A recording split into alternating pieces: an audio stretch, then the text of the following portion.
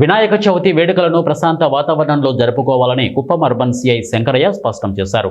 ఉత్సవ నిర్వాహకులు విగ్రహ మండపాల ఏర్పాటు, ఊరేగింపుల నిర్వహణ కొరకు తప్పనిసరిగా అనుమతులు తీసుకోవాలని అన్నారు. .net అనే వెబ్సైట్ ద్వారా ఇప్పుడు మనం యాక్సెస్ ఇవ్వడం జరిగింది.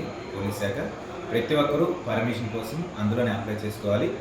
సో మాకు వచ్చిన అప్లికేషన్ని మేము ఫిజికల్గా ఫీల్డ్ లెవెల్లో వచ్చి ఎంక్వైరీ చేసిన తర్వాత విత్ కండిషన్స్తో పర్మిషన్ ఇవ్వబడుతుంది.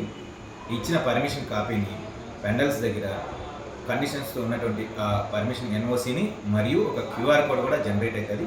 ఆ క్యూఆర్ కోడ్ని కూడా పెండల్స్ దగ్గర డిస్ప్లే చేయాలి. అక్కడికి డ్యూటీ నిమిత్తం వచ్చినటువంటి పోలీస్ అధికారి దాన్ని క్యూఆర్ కోడ్ని స్కాన్ చేస్తారు. ఎన్నిసార్లు స్కాన్ చేస్తే అన్నిసార్లు డ్యూటీ చేసినట్లు.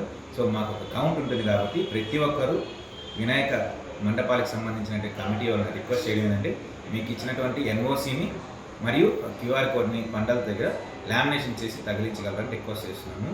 అలాగే ఇచ్చిన పర్మిషన్ని మిస్యూజ్ చేయకుండా లక్షణంగా ఈ పండగ వాతావరణంలో గణేష్ నిమజ్జనం అనేది కంప్లీట్ చేసుకోవాలని పండల దగ్గర గణేష్ ఉత్సవ కమిటీని రిక్వెస్ట్ చేయడం. నైట్ టైంలో మీరు బొమ్మ దగ్గర అందరూ పనుకోవాలి, ఎటువంటి ఇష్యూస్ లేకుండా. అలాగే